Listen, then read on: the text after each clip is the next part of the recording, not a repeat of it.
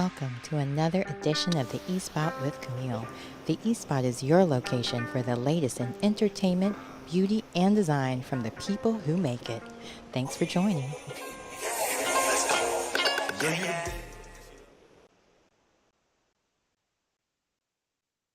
Hello, hello, hello.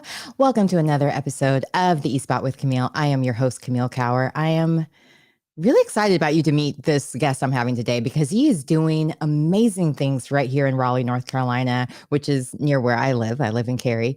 And the things that I've heard from him, it's just amazing. Like it's just his growth from going from barber to real estate developer. Why have me tell it? Let's have him tell it. Let's hear it directly from James Montague's mouth, also known as Monte. So please join my guest today, James Montague, as he shares his story. Why aren't things working right away? Hold on. Well, now it's doing too many. Hold on. And scene. All right, let's start again. Action. No, I'm kidding. All right, welcome so much, James, to the show. I'm so excited to have you here and for you to inspire all the audience members out there to get into real estate because you're doing the thing. So share everyone with how you got started. Sure. Thanks, Camille. Thanks for having me, and I'm honored to be here talking to you and your audience today. Again, my name is James Montague, as most people know me. My journey actually started way before I got into real estate. I actually started cutting hair in my mother's kitchen when I was 14 years old for 50 cents and a pack of Kool-Aid. So when you come, you bring 50 cents in a pack of Kool-Aid. And I just kind of went from there. Of course, I went up. 50 cents is no money, but when you add those coins up, and cut enough heads, it starts to make a difference, especially when you're in the projects. So just kind of started from there. Went into cosmetology, did ladies' hair, did platform artistry, got in a few magazines. I was pretty good at doing hair as well. So I've always believed that when you're doing something, don't do it halfway. Go ahead and do it all the way. Yeah. So whatever I get involved in, I go all the way with it. As you should, as you should. Go big or go home, right? That's it. That's it. So when I first met you, it was at a Christmas party for NABJ, but then the second time I met you was here at Black MBA, and you were sharing how your mom actually bought you the clippers because she was tired of paying so much for you to get your hair done. Right. I loved that because there was even yesterday on Tamron Hall, there was a girl on there who was tired of her mom's buying her clothes she didn't like, so she started making her own clothes. And you just never know when you give those kids those tools what they can build. So tell me a little bit about how your mom just kind of poured into you to let you to start cutting hair in her kitchen. Because, I mean, let's be honest, most moms wouldn't even let you like cook in their kitchen. Better yet, be cutting strangers' hair in here or so on. So tell me a little bit of how that even went about, especially at such a young age. Sure. Well, I mean, back in, people don't realize, haircuts now may be $20, $25, whatever they are now. Back in the days, haircuts were like $4 and $5, especially back in the 80s. For guys. Early 80s. That's when I came up. Look, And, for men. Guys, yeah, exactly. Yeah. I only went to the barbershop once and learned my lesson. Right, exactly. Right. Well, only because I went there for a haircut. I Right. was trying to get that salt and pepper look, and went over there, didn't realize they wouldn't curl your hair as well. So I was like, wait, now what do I do? So, Right, exactly. Well, when haircuts went up from $5 to $7, it was like, that's a problem. Especially when you're on a limited budget. Mom was like, listen, we're not paying $7 for a haircut. I would rather go to Kmart at the time. I don't know if people know what Kmart is now, but Kmart was the place where everybody went and got, inexpensive things. Specials. Yeah, Kmart Blue Light Special, so Yeah. we bought a pair of clippers for $10, and she said, from now on, you're going to cut your own hair. And, I started cutting my hair up. I was not good at first. I gapped it up really good, but, one day I was cutting my hair and somebody came in and said, hey man, can you cut my hair? I was like, okay, no problem. So I cut the hair. And next thing you know, I started cutting everybody in the project's hair. And then all the other neighborhoods started coming to me and getting haircuts. And I couldn't beat the price. But at the same time, it was a good atmosphere. and my house became the hangout for everybody Yeah. to come and just uh, play video games. We had a Atari 2600 at the time. Ooh, big Yes, baller. so we had it going now. 2600. That's people laugh at the graphics now, but that was the thing back in the day. I remember that the tennis game was just these Right. bars that went up and down. That's all it was. That's all it was. And you had combat, with all that noise, but the combat and the tennis. Yeah. And then they really got fancy and did Pac-Man. It was a wrap then. Once they did Pac-Man, it was a wrap. So, everybody would come to the house, play video games, and just hang out all day. And it went from there to, I learned how to serve people Mm, and to understand the value of creating something that the community could appreciate. mhm. And that's why I got into doing ladies' hair and eventually got into real estate. I wanted to be a person that served the community, Yeah. whatever the need is. And I remember also you mentioning that you were asking for them to bring the Kool-Aid so you could also sell that as well. So you had a whole entrepreneur spirit at a very young age. But then later on, when you started barbering, I remember you mentioning how you were doing booth rent and Right. something happened with that, which got you into real estate. So can you share a little bit about that? Sure. Yeah, I had my salon on Garner Road once I actually got started in I think it was 1990. And I actually got kicked out of one of my spaces. The landlord came in one day and said, "Listen, we sold the building and you got a few days to be out, 30 days to be out." And I was like, "Oh, he's playing 30 days. No, I mean, it's not going to happen." Yeah. In 30 days, he came in with sledgehammers and started knocking the walls down. I actually had to leave that day and I didn't have a space for my business. So I ended up having to rent from someone else. And I said, you know what? Never again. I Yeah. won't be the tenant. I want to be the owner. And I don't want to be in a situation where, I'll be forced out of my space and my whole clientele had to try to find me again. Back then nobody had like Instagram, cell Yeah. phones, all that stuff. You had to, Yeah. Pager. you had a, right, yeah, the pager maybe, but then Yeah. your phone was getting to the wall. And if Right. you're really fancy, you had the portable phone, the charger that you put in Phone. the face. Yeah, but yeah, so I had to go through all that, and it was a learning experience. And I just did not want to be ever put in a situation where I'd be a tenant again.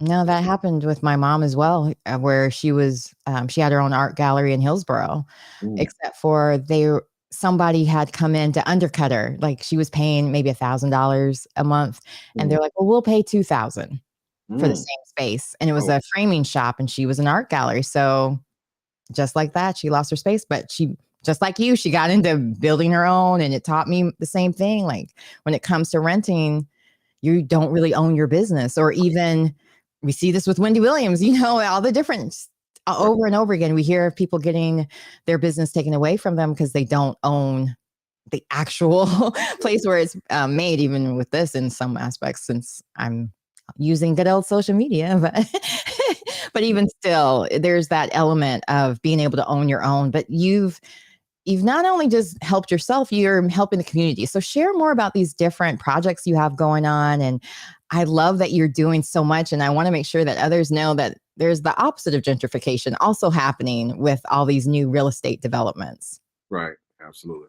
Yeah, thank you. Well, I've got like 31 projects going, so I can't really list all of them, but I can list some of the initiatives that I have in different places.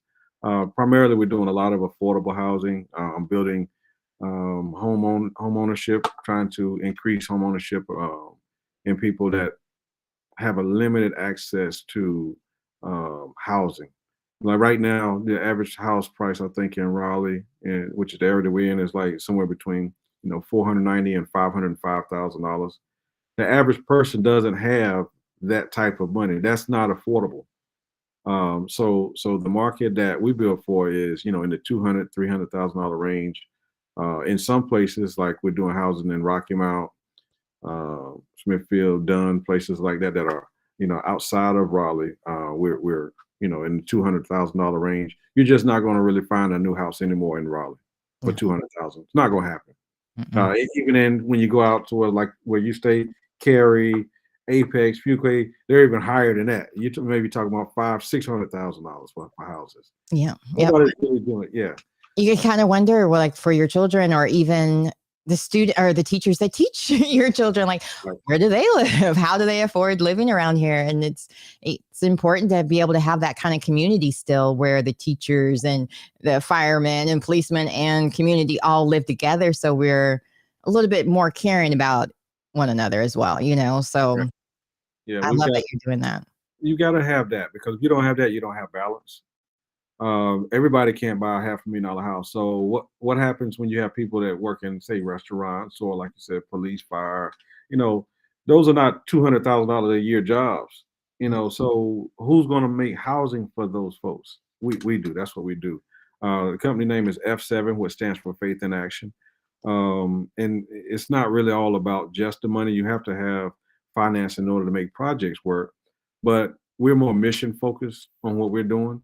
Mhm. We use biblical principles at our company to increase opportunity and to show people the way. We truly believe in, like, the book of Proverbs, where it says, "Study the way of the ant." What we've done is we've taken those processes that are in the word in the Bible, and we try to implement things and show people how to do stuff, and show them how to be of value, and to share in this growth and this great opportunity that's happening in Raleigh right now. A Yeah, lot of times everybody does not feel included. right. Raleigh's always voted number one or number two in Forbes and Fortune and all these magazines, but everybody doesn't feel that. Mm. And what we want to do is create opportunities where everybody can feel included in all the growth that's happening right now. Because we were born and raised right here in Raleigh, in Southeast Raleigh particularly. But we want to make sure that everybody feels like they belong, and they can be a part of the growth and the positivity that's happening now. Yeah, no, of course, I was eyeing your STEAM project that you have, which is science, technology, engineering, art. I'm sorry, and mathematics Correct. Correct. project, the initiative you have going on too. Can you share a little bit more about that? Sure, sure. Well, we've got two locations. The first location, we're actually building it right now today, is at Montague Plaza, which is one of my newest shopping centers on Rock Quarry Road, 2718 Rock Quarry Road. Is right in front of Southeast Raleigh High School. And what we're doing is we're partnering with the high school and the alumni association with the high school to create opportunities for the young people and to show them everything related to science, technology, engineering, and math when it comes to building trades and certain businesses. One of our partners, Neil Kumar, who owns Global Experts, is also going to be training the kids in cybersecurity. Cybersecurity now is a huge market, huge. Yeah, clearly the Pentagon might need some of those people. Absolutely, right now. So, those are types of These will jobs that get are me not canceled. yeah, don't get yeah, they got don't get canceled. Yeah, but true. That's amazing that you're doing that. Yeah, so and then when it relates to development, everything from building, your sheetrock, your trades, there's big money in trades right now. Mhm. I mean, I heard that a lot with interior designers that I've had on the show, because they have all these projects, but not enough people to do them. absolutely. It's hard to find help because people are not really being trained. They don't really think of those as being viable options. Everybody thinks that they have to, you know, play for the NBA, NFL, or just go straight to college. I mean, or go to the military or do other things. Mhm. There are They're trades. influencers now. Yeah, Right, right. yeah. Yeah, but there are trades that they actually make big money, Mhm. and you're gonna always need a plumber. You're gonna always need an electrician, HVAC guy. You're gonna always need sheetrock, paint, graders, clearing. I mean, utilities. Utilities is huge money. Yeah, Um, uh, especially with the fiber and so on, like with all the, initiatives to bring internet out into rural areas. right. Yes, that is a big Um, business. Hint, hint. Right. yeah, for sure. I'm like, "Hey, sweetheart, so there's other options besides interior design, because that's what my Absolutely. daughter wants to do," and I'm like, "You can learn all of it." Absolutely, Yeah. absolutely. And then even things like engineering. My son is a music producer named Ism. He's a multi-platinum producer. He's worked with some of the largest artists in the world. What he's going to do is he's doing a studio, but he's also training some of the young folks on other options like engineering, sound engineering, everything that has to do with music and sound. It's just not all about rap all the time. It can be commercials, commercial placements, things like I that. I mean, mean, my bread and butter is doing commercials. commercials. I Mhm. mean, people don't realize every time you turn on the television, there are commercials playing. There's music. There's background music. There is things related to the management of that. There's Live places. events. Yeah, because with the writing, there's a possibility that the writing guild will go on strike. Well, there's 98% vote. So even then I saw in all the different crew groups where the questions were, what can we do? What can we do? Live events. Everybody's on tour this summer. It seems like there's a festival every other week. So there's a lot of stagehand jobs, or you can get union and then you're in the pension. You get a pension, you get all kinds of wonderful benefits that if you're in a union as well when you enter some of those trades. Can be Absolutely. very, very, very beneficial. My husband's a Teamster, so I his benefits have kept me alive. So definitely, they definitely need to pursue those. Have there been any challenges with? Well, you kind of mentioned it with the rental and so on.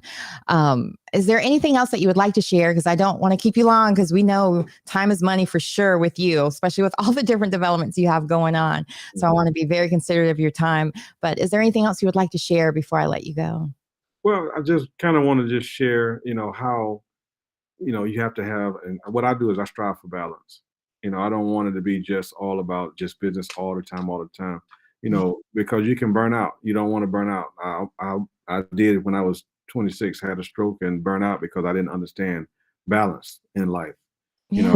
It's very, I let anxiety get to me. And, anxiety can have an effect on you, your mindset, your body.